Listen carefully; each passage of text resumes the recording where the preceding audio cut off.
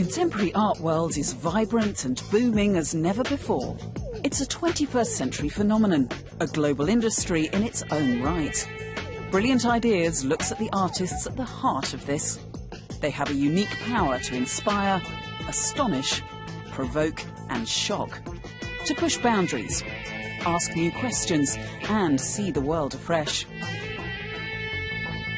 Artists like Michael Jew.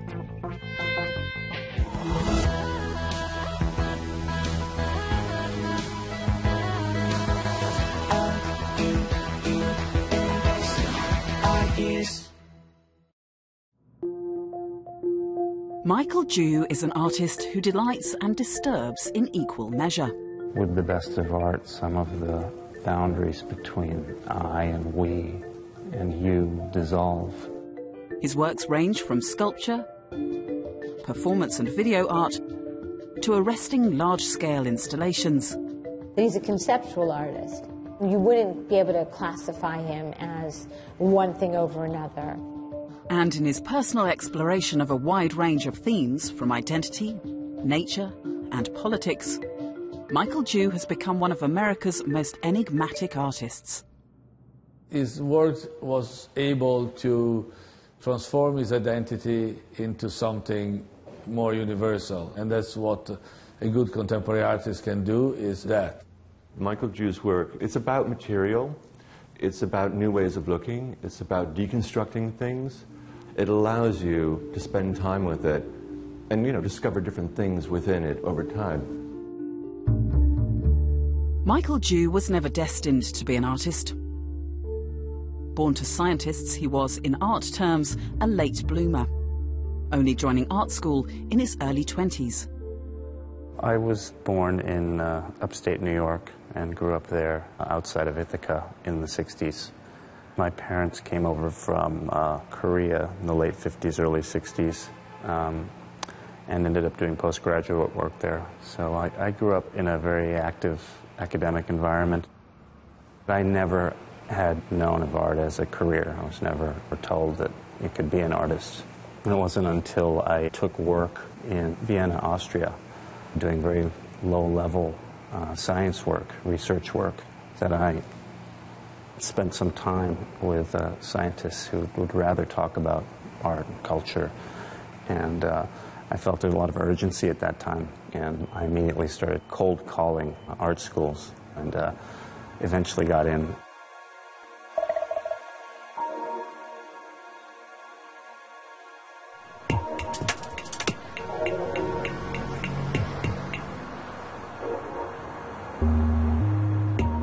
I had come to New York to be in Manhattan, and its energy is very particular and very special. So what I like about Red Hook is that it's cut off, so close to Manhattan, but you can blow things up here. And you couldn't do that in Manhattan. We're in Red Hook, Brooklyn, and this is my studio, and welcome. My work is about possibility and potential. In a way, if the studio is a place full of possibility, almost a laboratory for experimentation. Michael's work, it's an individual exploration. He just has a lot of tools in the paint box, and he's putting them together in interesting and creative ways.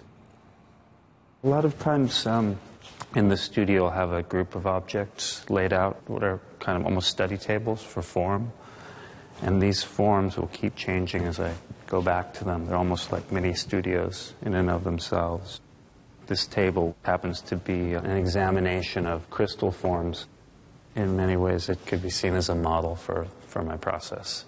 Sometimes these forms grow into something fruitful, and sometimes they don't grow at all, and they're very static. So by living with some of these forms and having them go through some of the other projects, I think they all influence each other in some ways.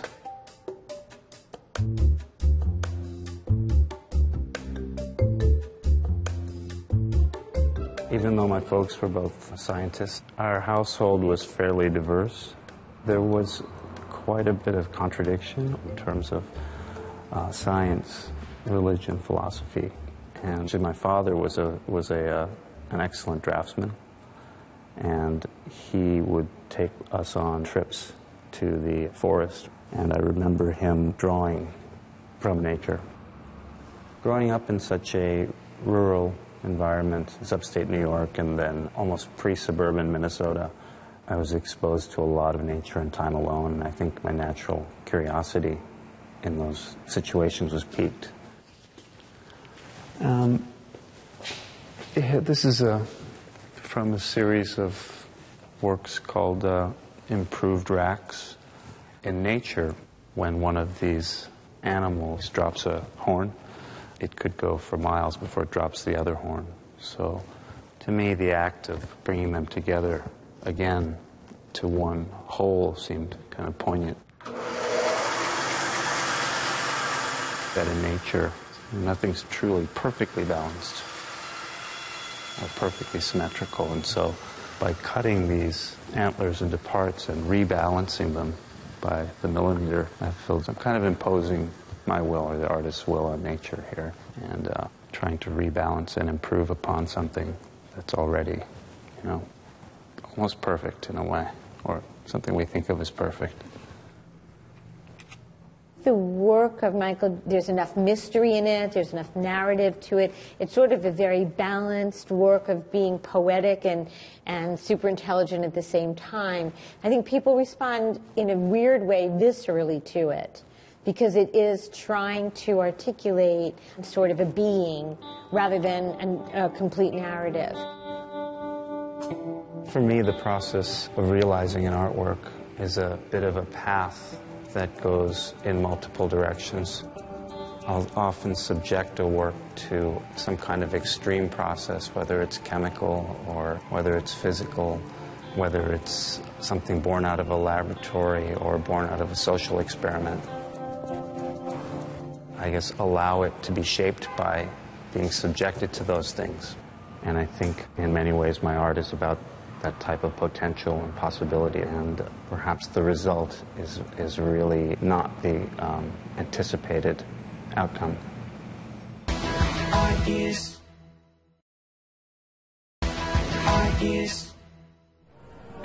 When Michael Jew burst onto the art scene in the early 90s, the American markets had very little exposure to the Asian art world.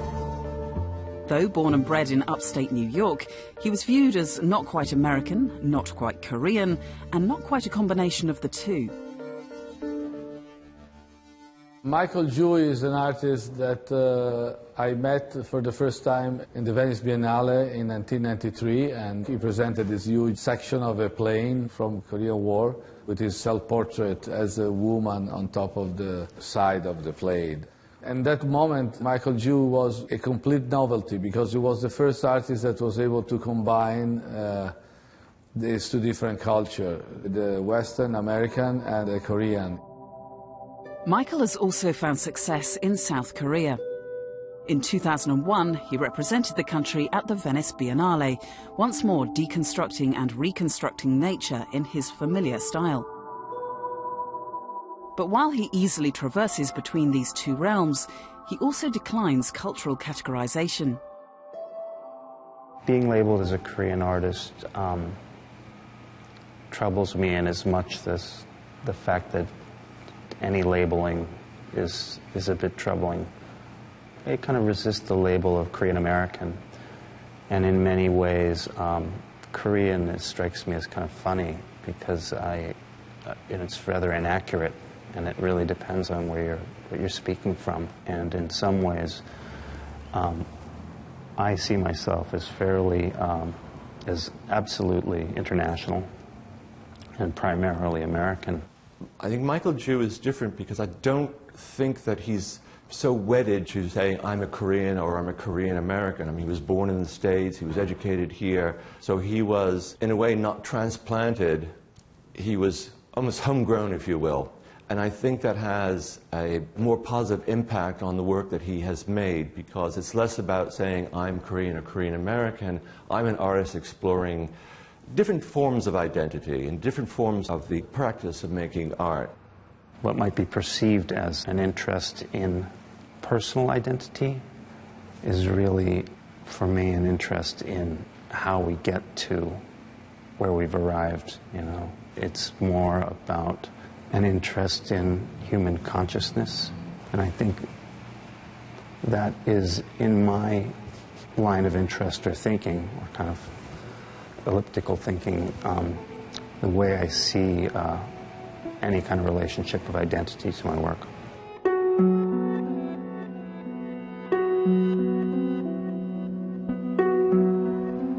One of the things that process-wise that I'm very interested in lately is the creation of and perception of image. In a way, here, the riot shields are a wall or a barrier, but ultimately what we're looking at is a reflection of ourselves. And the implication is it forms a portable architecture that forms a portable borderline that almost moves and undulates, you know, at the will of the individuals behind it. But I think when we look at them or it or they, you know, I'm interested in how we're looking at a distorted version of ourselves at the same time, and makes you more aware of everything else around you. One of the things that is happening in Michael's work is that he is now talking about the audience and talking about the viewer, how we see ourselves, and most of all, how we relate to one another. In works before of his that you could look at and watch the investigation of what he was talking about, the investigation of identity and power and things like that. Now he invites you in with the use of mirrors to not only see what he has to say about it, but how you, looking at what he's saying, respond to it. So you become part of the piece. And I think that this is a big issue for a lot of contemporary artists, the use of mirrors, because we're returning to this idea of spirit and alchemy and trying to figure out who and why we're here and how to cope with it. In March last year, Michael embarked on his most ambitious mirrored project, a site-specific installation in the Middle East for the 2015 Sharjah Biennial. I wanted to make a space that reflected both the viewer and the place in which it was situated. So over the course of the year, spending, I think, about 6 site visits, I found myself moving across the desert, following the irrigation channels and archaeological sites.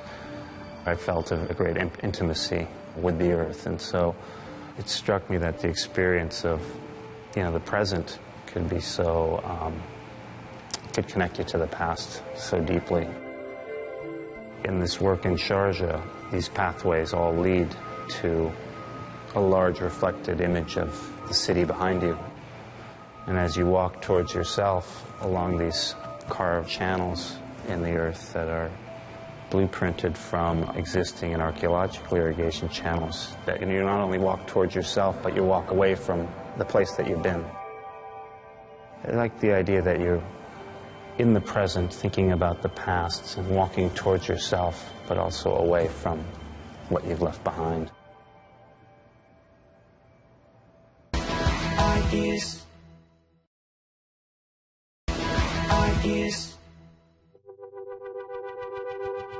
In 1993, at 26 years old, Michael Dew exhibited Salt Transfer Cycle, a video installation that still today remains one of his seminal works. The artwork I'm probably best known for is a performance work called Salt Transfer Cycle. It's a work that's part of an ongoing series of performative actions or gestures. Salt Transfer Cycle was the first. Michael placed himself as the subject of the film, travelling across the world in an attempt to articulate our relationship with nature, with salt as the common link. Central to this film was the idea of energy, a recurring theme that has come to define his 20-year career. Salt Transfer Cycle basically dealt with a character, myself, traveling from east to west. In it, I wanted to set up an idea of energy, a dream almost, but a dream of energy in the form of salt, played out at first with artifice, by swimming through 2,000 pounds of MSG, to going to an environment of extreme real salt, the salt desert, in Utah to finally ending up in the mountains of South Korea waiting for wild elk to lick salt off my body and kind of return that idea, I guess, of this white powder and have it enter the bloodstreams of these animals and get shot back out into nature and therefore continue some kind of cycle. The narrative is abstract in his work, but there is always a narrative. There's always something that stands for it. It's almost like a key to a puzzle or a map. There is just something in that particular piece that you don't respond to with your mind. You respond to because you just respond to it. People identify with it no matter where they're from.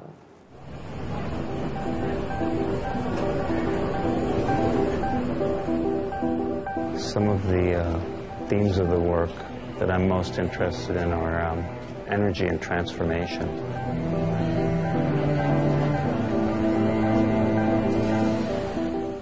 Energy is such a big word in many ways, but I think it goes hand in hand with the idea of transformation. I like the idea that energy itself exists and is a malleable, almost kind of substance, and it's almost, for me, parallel to the idea of sculpture. A characteristic of Michael Ju's work is the fact that he works in all mediums, that he's a conceptual artist, and whatever's appropriate to articulate that idea, whether it be a sculpture, or found objects, or something he paints, it's always in service to this idea that he has. This is an example from a relatively very new series of work, actually. A new group of work involving calories of human energy. In this case, we've been calculating the number of calories of various actions. This happens to be 0.0315 calories per millisecond. And this is the number of calories that it takes to fall. Michael Ju works is very both mysterious and interesting and captivating. Since 1993, the work of Michael Ju developed immensely. I mean, it became much more elaborate and sophisticated. It's more philosophical, and the impact is always direct, but you cannot pin it down. The most important for me, and currently, exploring the idea of calories of human nature. In order to determine calories, you burn something up and measure the energy lost. In order to expend energy, you decimate or work your body. And I think that those parallels are interesting. Silkscreen print is lurking underneath. You get a hint of one here. And as the next layers are applied, it brings back the text, which has been buried now under a layer of kind of excess silver. It's upside down. It's interesting, huh? This is the calories to get up or to rise per millisecond.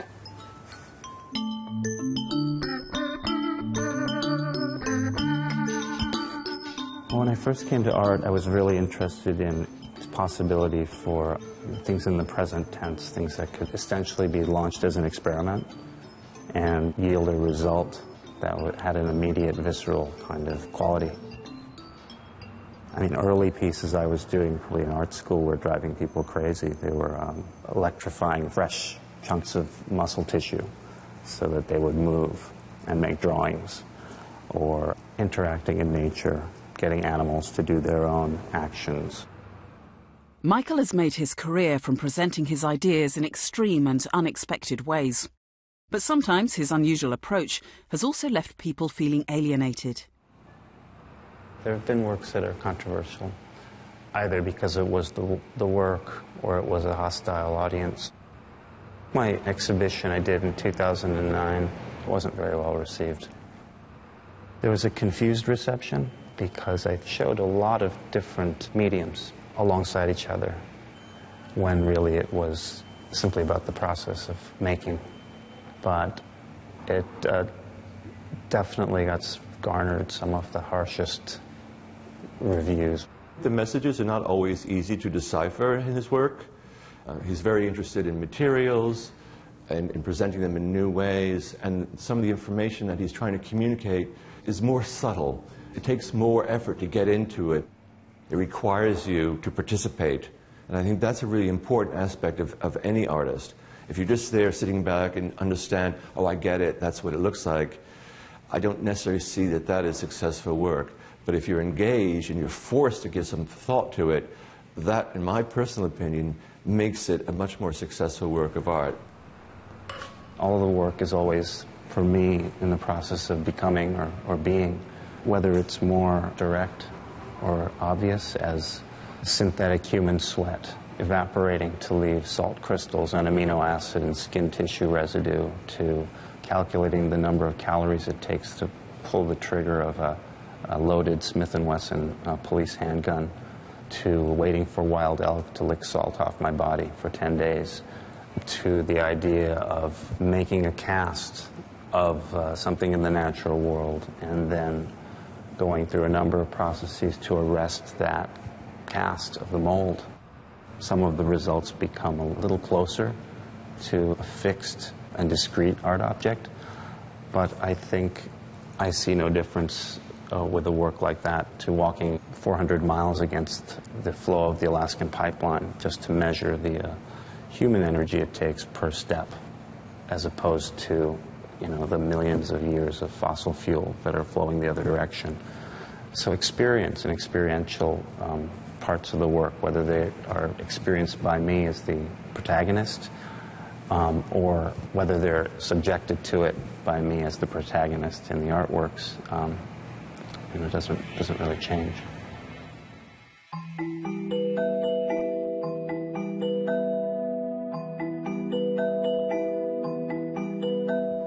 I think my intention for the work isn't about a specific type of communication. I think the embedding of meaning and intention that I have within the work is in many ways the motivation to make and the reason the work takes the particular shape it does.